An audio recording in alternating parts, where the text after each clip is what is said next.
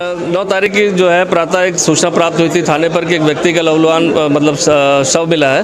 उस सूचना पर जो है वहां पर तफ्तीश की गई और वहां पर जो है उसके आधार पर जो है मृतक की पहचान के लिए टीमें लगाई गई। जो मृतक की पहचान सचिन और काका के रूप में हुई, जो लोकल निवासी है। साथ ही साथ जब और टीम द्वारा जानकारी की गई तो पता चला कि पूर्व में कुछ लोग के साथ उसका छोटे मोटे विवाद थे और एक सादाब नाम के व्यक्ति के साथ वो देखा गया था। इस पर जो है सादाब और अन्य उसके साथियों की तलाश की गई, जो घरों पर मौजूद नहीं थे।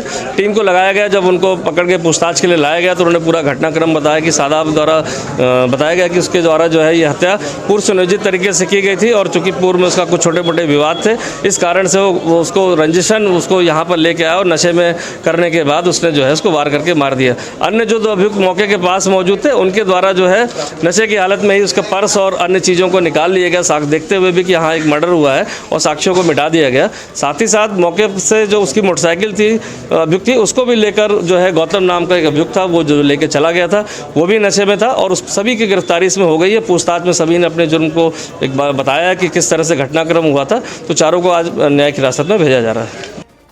9 नवंबर को जहां एक और उत्तराखंड की जनता जहां उत्तराखंड स्थापना दिवस पर जश्न मना रही थी, जहां खुश हो रही थी कि 22वां स्थापना दिवस आज उत्तराखंड का है, वहीं दूसरी तरफ एक बड़ी ही दर्दनाक घटना को अंजाम दिया गया। घटना बेहद ही दर्दनाक है, जिसे शायद सुनकर आप सभी के रोंगटे खड़े हो जाएंगे। इतनी बेहद दर्दनाक घटना को 9 नवंबर के दिन राजविहार कॉलोनी में अंजाम दिया गया।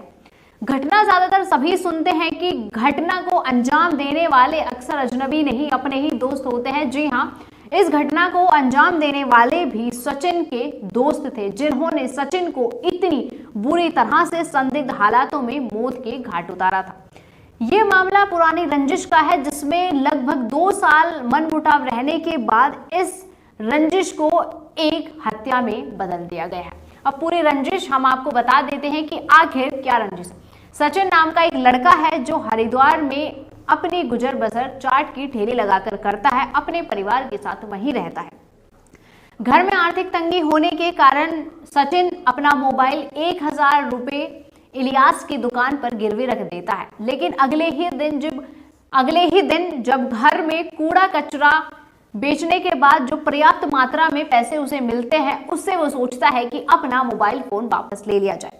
जब वो इलियास के पास अपना मोबाइल फोन वापस लेने जाता है, ये बात करीब दोपहर 3 बजे की है, वहां से मोबाइल लेने जाने के बाद सचिन वापस नहीं लौटता है। जब पुलिस ने इलियास से इसकी जांच पड़ताल करी तो उसने कहा कि सिर्फ सचिन ही मोबाइल लेने नहीं आया था, उसके साथ 3 और लोग भी बाइक पर आए थे। अब उन तीनों लोगों के नाम हम आपको बता देते हैं। गुलफाम, आसिफ और शादाब नाम के तीनों शख्स सचिन के साथ गए थे। दुकान बंद होने के कारण मोबाइल फोन इलियास के घर से लिया और उसके बाद तीनों दोस्त घूमने निकल गए। अब आपको बता देते हैं, शादाब और सचिन के बीच लगभग 2 साल पहले का मनमुटाव चल रहा था, जिसमें कुछ बात को लेकर सचिन ने शादाब की पिटाई कर दी थी और इसी रंजिश के चलते शादाब ने अपने मन में जहर घोल लिया था। घटना को अंजाम देने से पहले भी 2 दिन 9 नवंबर को घटना को अंजाम दिया गया, लेकिन उससे एक दिन पहले 8 नवंबर को भी शादाब और सचिन के बीच जमकर टकरार हुई और मनमुटाव काफी बढ़ गया। सचिन शादाब को ढंडेरा में बाइक पर घूमते हुए मिलता है 8 नवंबर को, जिसके बाद वो दोनों 9 नवंबर की ये बात है, जिसके बाद वो दोनों घूमने निकल जाते हैं। और मैं आपको एक खास बात इस मामले की बता देती हूं कि दोनों ही दोस्त नशे के भी आदी थे। घूमने निकल जाते हैं, जमकर नशा करते हैं और खूब मौज मस्ती करते हैं। उसके बाद शादाब सचिन को कहता है कि राजविहार कॉलोनी में चलते हैं, जहां शादाब अपने जाने वाले एक युवक से एक लोहे का पाया ले लेता है। नशा करने के बाद शादाब सचिन को राजविहार कॉलोनी में ले जाता है और इस दर्दनाक घटना को अंजाम दे देता है। शादाब चारपाई का एक पाया सचिन के सर में मारता है और उसके बाद उसका गुप्तांग भी काट देता है। हत्या होने के बाद इतनी संदिग्ध और दर्दनाक परिस्थिति होने के बाद मौके पर है सचिन की मौत हो जाती है और उसके बाद जब बचे हुए 2 दोस्त भी वहां पर पहुंच जाते हैं तो उसके बाद शादाब बड़ी समझदारी से काम लेता है और एक को मोबाइल फोन और दूसरे को पैसे देकर वो गवाह खरीद लेता है और कह देता है कि इस घटना के बारे में किसी को भी नहीं बताया जाए।